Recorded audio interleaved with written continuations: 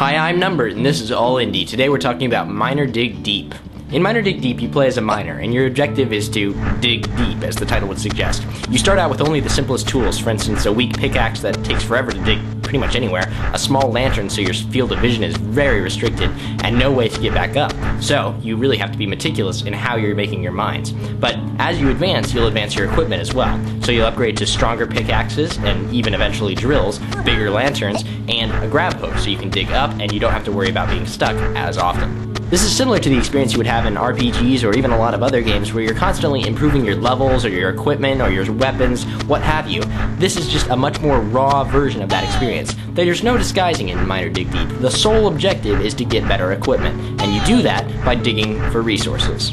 When you start out in Miner Dig Deep, you get only the most common minerals, like tin and copper, but as you dig deeper, you'll get rarer and more valuable minerals. And it's this constant improvement of both your assets and your rewards that's the driving force of Miner Dig Deep. And that's extremely important, because at its heart, this game is extremely repetitive. This is essentially a boiled-down version of what you'd find in most modern RPGs. You want to get greater and greater abilities and greater rewards. Games nowadays can focus on a lot of things, whether it be the story, the mechanics, or the progression. And Miner Dig Deep is really a good example of how progression can really be the central theme of a game.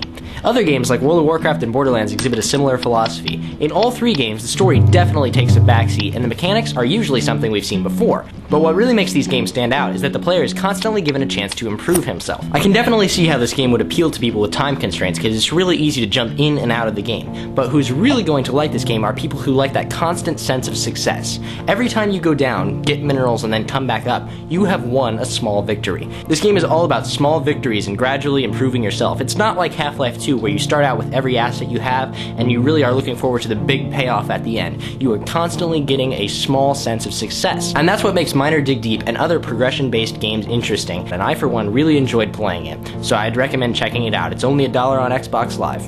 Thanks.